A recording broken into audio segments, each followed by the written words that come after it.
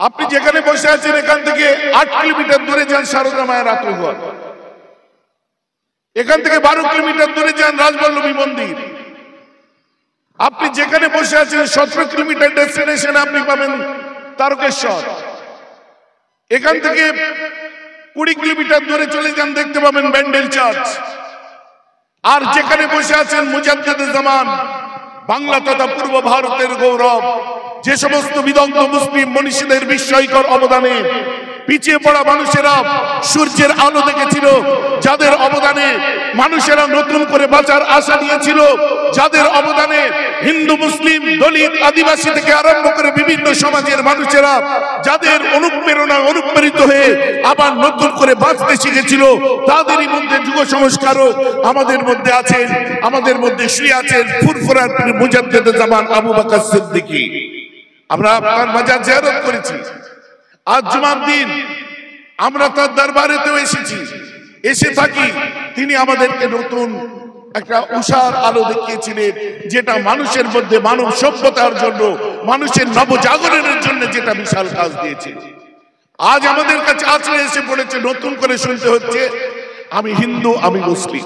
আমার কাছে এখনই আমার ভালো লাগছে বলতে, মাননীয় শ্রী শঙ্খ চ্যাটার্জি মহাশয়, যিনি হিন্দু সম্প্রদায়ের লক্ষ লক্ষ যার ভক্ত, একজন গুরুদেব, যার আশীর্বাদ দিতে তানার যে আমরা দরবার বলি ওটাকে কি বল, তানার মন্দিরে হাজার হাজার আশ্রমে হাজার হাজার মানুষ প্রতিদিন আসে।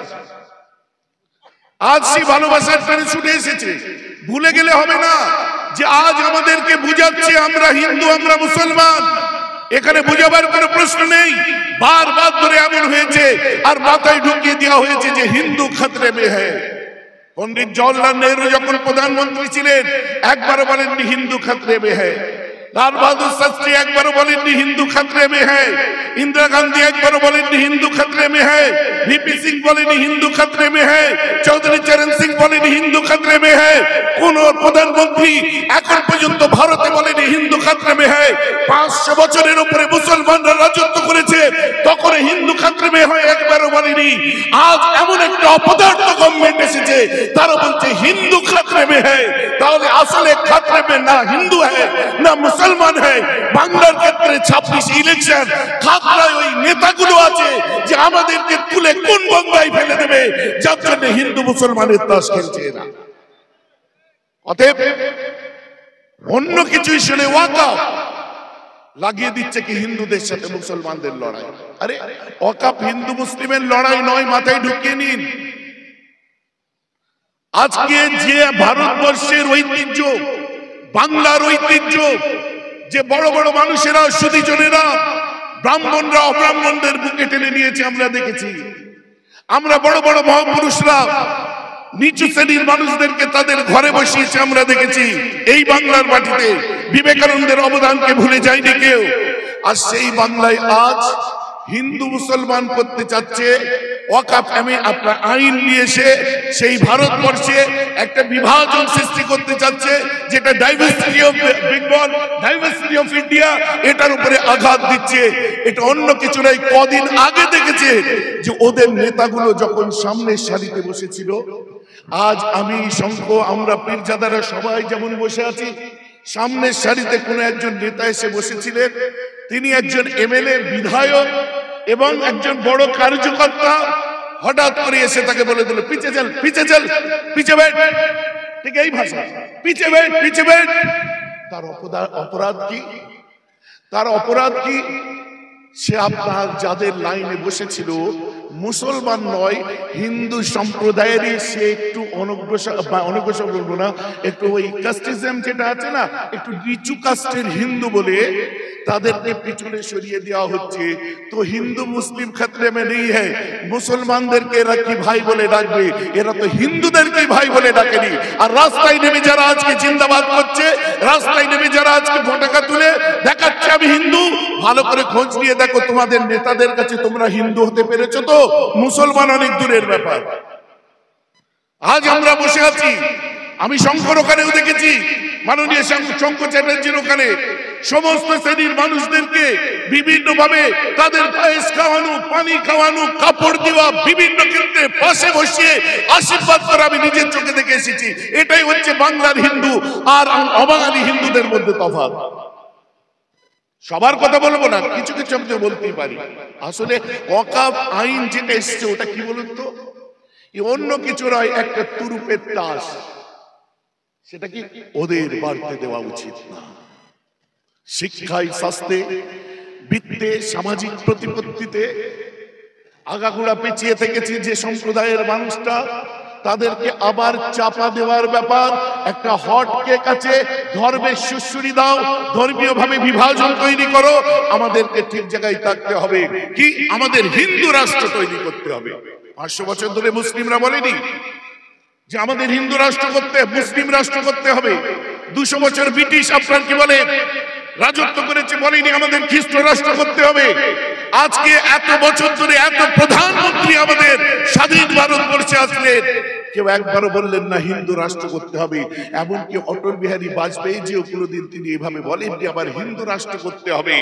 বর্তমান গভর্নমেন্ট এসে বলছে হিন্দু রাষ্ট্র করতে হবে। এবার তাদের এডুকেশন খুলে দেখুন। জওহরলাল নেহরু কে ছিলেন, তিনি এত বড় বিদ্বান ছিলেন, তাকে পণ্ডিত বলা হয়। কি বলা হয়? পণ্ডিত বলা হয়। মোরারজি দেশাই কে ছিলেন, রাজীব গান্ধী কে ছিলেন, ইন্দিরা গান্ধী কে ছিলেন। কেউ ছিলেন পাইলট, কেউ ছিলেন ইঞ্জিনিয়ার, কেউ ছিলেন পিএইচডি করা। ভারতবর্ষের যোগ্য প্রধানমন্ত্রীরা বসেছে। এখন আপনাদের যদি বলি আমাদের প্রধানমন্ত্রী কে ছিল, কে ছিল, কে ছিল? আশা কি করতে পারেন? এর থেকে বেশি আশা কিছু করতে পারেন কি? এটা পাইলটের কাছে যে আশা করবেন চাওয়ালার কাছে করা যায় না। সায়েন্টিস্টের কাছে যে আশা করবেন চাওয়ালার কাছে করা যায় না। নিজে বলছে আমি চাওয়ালা ছিলাম। আসলে ওদের বাড়তে দেওয়া উচিত নয়। আজ আমার আফসোস লাগে যে বর্তমান গণমাধ্যম যেভাবে লাফিয়ে পড়েছে, ঝাঁপিয়ে পড়েছে, মেইনস্ট্রিম মিডিয়া তাদের কাছে একটা খোরাক হয়ে গেছে। কখনো মুর্শিদাবাদকে সামনে রেখে বাংলা অশান্ত বলা হচ্ছে। আরে মুর্শিদাবাদ একটা ছোট জায়গা, সারা বাংলার নাম মুর্শিদাবাদ না। ওই মুর্শিদাবাদে হিন্দু মুসলিমের ভ্রাতৃত্বের নজিরও দেখা গেছে, আজই দেখা গেছে। মুর্শিদাবাদ একটা ছোট জায়গার নাম, সারা বাংলা নয়। আজকে যারা বাস থেকে ঝান্ডা খুলে দিয়েছে তাদের যেমন আমরা কন্ডেম করি, যারা পিস্তল দেখিয়েছে সেটাও কন্ডেম করি। যে যার ধর্ম পালন করবে কোনো আপত্তি নেই, আমরা আমাদের ধর্ম পালন করি। ইসলাম কখনো আমার রাসূল শিক্ষা দেয় না যে তুমি অপরের ধর্মে আঘাত করো। তুমি যদি আঘাত করো তুমি তো ধার্মিক নয়। আফসোস লাগে কি জানেন, আমাদের ওয়াকফ আইন দিয়ে সে দমিয়ে রাখার চেষ্টা করা হচ্ছে। করুন, কোনো আপত্তি নেই। পাকিস্তানের কোচ মরে গেল বাবুল মার, পিছনে হাত আছে কে? দাউদ ইব্রাহিমের। হতে পারে আমরা দাউদ ইব্রাহিম সমর্থন করি না, কিন্তু নামটা মুসলিম দিতে হবে। আমরা লাদেনপন্থী নয়, লাদেনের ধর্ম করি না, মাসুদ আজহারের ধর্ম করি না। আমরা কি বলে ওইসব জঙ্গি জেহাদিদের সংগঠন আমরা করি না। আমরা তাদের ধর্ম আমরা করি না। আমাদের কাছে দ্বীনে মুহাম্মাদি এসেছে, সুফিজমে বিশ্বাস করি। আমরা নিয়মতান্ত্রিক পদ্ধতিতে আমাদের আন্দোলন করি, ওদের মতো করে চলি না। কিন্তু একটা মুসলিম নাম জুড়তে হবে, তবেই খেলাটা জমবে, সিনেমাটা হিট হবে। কি পাকিস্তানের কোচ মারা গেল, পিছনে হাত আছে বাবুল মার, মারা গেল, পিছনে হাত আছে দাউদ ইব্রাহিম। ওই দেখবেন ইমরানের শ্বশুর ইমরানকে ধর্ষণ করেছে। মনে পড়লো না মশিউর রহমান, যিনি উইপ্রো থেকে গোল্ড মেডেল পেয়ে আজকে ভারতের হয়ে প্রতিনিধিত্ব করছে। আমাদের দুঃখ লাগে সেখানে, আমি বললে অনেক টাইম চলে যাবে। আসলে আপনারা দেখেছেন পূর্বের দিনে, এখন সোশ্যাল মিডিয়া এসেছে, যখন গণমাধ্যম ছিল হিন্দু মুসলমানের লড়িয়ে দেওয়ার জন্য এই কাগজগুলো বড় ভূমিকা নিয়েছিল। তার মধ্যে আমি কোট অ্যান্ড কোট নাম বলতে পারি, কিন্তু বলে আমি কাউকে লজ্জা দিতে চাই না। আজও তাদের মুখ পুড়ে আছে। দেখবেন সুন্দর করে তারা ইলেকট্রনিক মিডিয়া, টিভির সামনে সেজে গুজে বসে তারাও সুন্দর করে আজও একটা জাতিকে ছোট করছে। আমাদেরকে ভাই বলে মনে করেন না? না, ভারতবর্ষের কোনো অবদান এদের নেই না? তো যান, আশফাকুল্লাহ খানের ফাঁসির দড়ি গলায় দেওয়াটা ইতিহাস থেকে মুছিয়ে দিয়ে আমাদেরকে ভাই বলে করেন না? জান বীর আব্দুল হামিদের বুকে বোম বেঁধে ট্যাঙ্কের সামনে পড়ে থাকাটা ভারতের ইতিহাস থেকে মুছে দিন। আমাদের ভাই বলে করেন না? তাহলে আপনার কি বলে কালাপানি জেলের মধ্যে আল্লামা ফজলে হক খায়রাবাদীর নামটা ভারতের ইতিহাস থেকে মুছে দিন। আমাদের ভাই বলে মনে করেন না? দিল্লির ইন্ডিয়া গেটের মধ্যে ৯৭,০০০ ভারত স্বাধীনতার জন্য যে শহীদের নাম লেখা আছে, ওই ৯৭,০০০-এর মধ্যে হিন্দু আছে, মুসলিম আছে, খ্রিস্টান আছে, শিখ আছে, আর যে জাতিটাকে চাপা দিচ্ছেন মুসলমান, এই ৯৭,০০০-এর মধ্যে ৬৫,০০০ মুসলমান নাম লেখা আছে, ওটাকে পারলে মুছে দিন। পারবেন? কেউ পারবেন না, কারণ ভারতের ইতিহাস বিকৃত করতে পারবেন না। বাবা সাহেব আম্বেদকরের সংবিধানকে বোঝার চেষ্টা করছেন আজকে প্রার্থী বল দেখিয়ে। আমাদের আন্দোলন চলছে, আমাদের আন্দোলন চলবে, এইভাবেই আমরা এগিয়ে যাব, গণতান্ত্রিক পদ্ধতিতে এগিয়ে যাব। ভাইজান আগে বলেছে না, জ্বালিয়ে পুড়িয়ে না। আমার ছোট ভাই অকাপের বিভিন্ন তথ্য আপনাদের সামনে তুলে ধরেছে না, সব রকম আলোচনাই হয়েছে। আমরা নিয়মতান্ত্রিক পদ্ধতিতে এগিয়ে যাব, বৃহত্তর আন্দোলনে আমরা ব্রিগেড যাব ২৬ তারিখে। আপনারাও আসুন। যে ২৬ তারিখে শেষ নয়, এরপরেও আমাদের পরিকল্পনা চলবে, আমরা আমাদের এই আন্দোলনকে জারি রাখবো। কারা রাজি আছেন হাত তুলে দেখান। রাজি আছেন? আন্দোলন আমরা জারি রাখবো। অতএব আর না বাড়িয়ে আমি এখানে আমার বক্তব্য ছোট করলাম। মানসিকতার বিকাশ দরকার। হিন্দু মুসলমান ব্যাপার নয়, হিন্দু মুসলমান সাজানো হয়েছে। ফুরফুরা শরীফে এত বড় ইসালে সওয়াব হয়, কখন কি গন্ডগোল হয়েছে? আমাদের প্রতিবেশী হিন্দু ভাইরা তাদের আপনার বাড়ির সামনে কাপড় বিছিয়ে দিয়েছে, নামাজ পড়েছে। এই আমাদের দেখছেন যে সমস্ত হিন্দু পরিবার আছে,